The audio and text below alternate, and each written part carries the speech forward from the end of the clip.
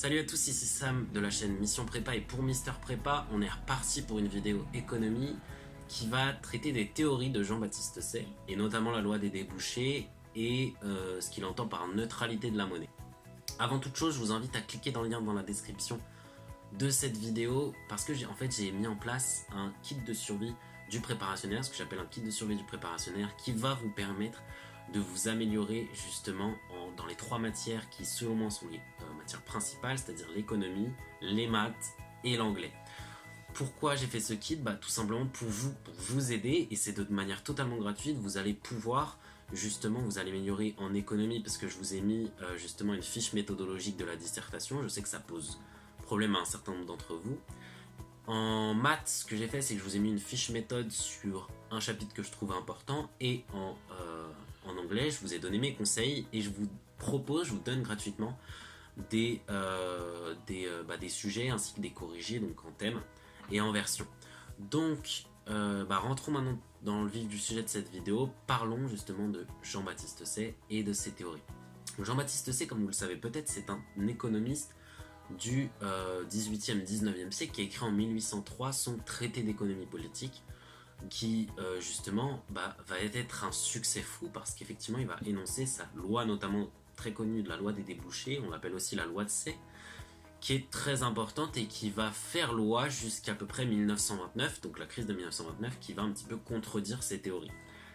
Pourquoi est-ce que la loi des débouchés est très importante? Pourquoi? Parce que cette loi va être au fondement d'un débat entre les économistes qui va être très virulent mais qui va suivre ses écrits. Qu'est-ce que la loi des débouchés dit? La loi des débouchés stipule que l'offre crée sa propre demande. L'offre crée sa propre demande. Cette phrase est importante, je vous invite vraiment à la retenir, mais il faut savoir que c'est pas Jean-Baptiste Say qui l'a donnée. On la cite souvent, mais c'est pas lui qui l'a écrite en fait. C'est juste pour bien comprendre ce que ça signifie. L'offre crée sa propre demande, c'est-à-dire que pour Jean-Baptiste Say, il n'y a demande que quand il y a une offre qui la précède. Pourquoi? Parce que si une entreprise réalise justement une vente, c'est parce que quelqu'un l'a acheté. Et cette personne l'a acheté que parce qu'elle a un salaire, ou des dividendes, ou des aides sociales. Et tout cela, toutes ces sources de revenus-là, ne sont possibles que si elle a participé de près ou de loin à de la vente. Donc, pour justement demander un produit, il faut avoir de l'argent, et pour avoir cet argent, il faut nous-mêmes vendre un produit. Donc pour améliorer l'économie, il faut tout simplement améliorer l'offre, parce que l'offre crée la demande.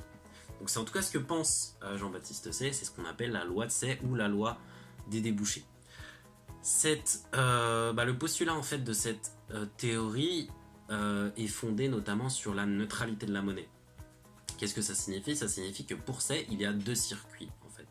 Il y a un circuit d'activité économique d'un côté et un circuit monétaire, et la monnaie et l'activité économique n'ont aucun lien. Ces deux circuits n'ont aucun lien, donc fonctionnent totalement indépendamment.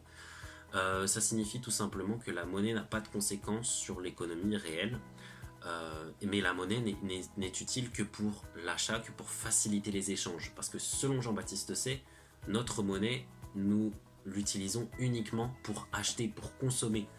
Il ne considère pas en fait qu'une épargne soit possible. C'est pour ça qu'en fait on dit qu'on parle d'économistes libéraux, optimistes français, parce qu'il est optimiste d'une certaine façon. Si on n'épargne pas et si la monnaie n'est utilisée que pour vendre ou acheter, il considère qu'il ne peut pas y avoir de crise. Pourquoi? Parce que toute offre crée sa propre demande, donc toute demande est satisfaite et toute offre est satisfaite. Donc d'une manière qui n'explique pas trop, on n'aurait pas de crise, l'épargne serait relativement inutile et l'argent ne serait utilisé que pour la consommation.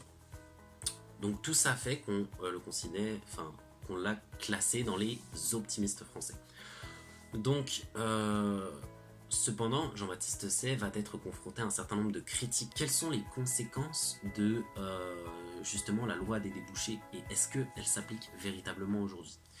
D'une manière générale, je dois d'abord dire qu'il y a eu un certain nombre de critiques, notamment à partir des années 70, sur les théories de Jean-Baptiste Say, qui ont été énoncées notamment par Milton Friedman, qui expliquait que donc un monétariste en fait, Milton Friedman c'est le roi des monétaristes, c'est celui qui a créé le courant monétariste qui explique tout simplement que l'inflation est partout et toujours un phénomène monétaire, c'est-à-dire que la monnaie a une conséquence sur l'activité économique qui n'est d'autre que l'inflation, que la création d'inflation. Déjà, c'est une petite critique du modèle de Jean-Baptiste Say, mais c'est surtout Keynes en fait qui va critiquer totalement les théories de Jean-Baptiste Say, dans la mesure où Keynes prône en fait, pour simplifier, la relance, c'est-à-dire la stimulation de l'économie par la création de monnaie.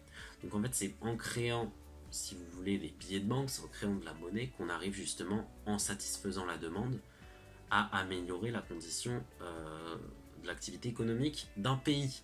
Donc ce sont il y aura une rupture folle avec Keynes sur ce qu'on pensait être le modèle parfait, donc, qui était celui de Jean-Baptiste Say avant les années 30, comme je l'ai dit. Donc on voit bien une distinction entre deux types de théories économiques, les théories de l'offre et les théories de la demande. Parce que à travers la loi des débouchés de Jean-Baptiste Say, on s'aperçoit que ce que Say recommande, c'est d'améliorer la condition des entrepreneurs et des entreprises pour stimuler l'activité économique. Pourquoi ? Parce que c'est en améliorant l'offre qu'on va améliorer la demande.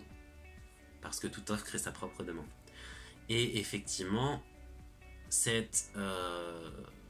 postulat n'est pas du tout celui de Keynes, et Keynes dit l'inverse. Keynes dit que c'est en stimulant la demande qu'on arrivera à augmenter l'offre, parce que comme on augmente la demande, la population va consommer, et justement l'offre va grandir pour répondre à cette consommation.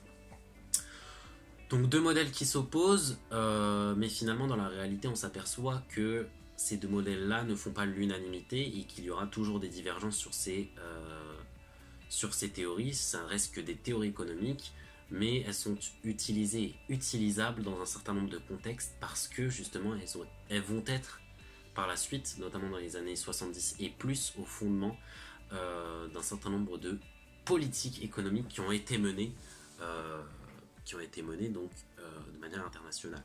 Donc c'est important de les connaître, et donc je vous invite vivement à faire vos retours si vous avez des questions sur ces sujets-là, parce que c'est des sujets, des théories qui sont quand même relativement importantes, donc notamment la théorie de Jean-Baptiste Say, parce que c'est la théorie que je voulais aborder aujourd'hui.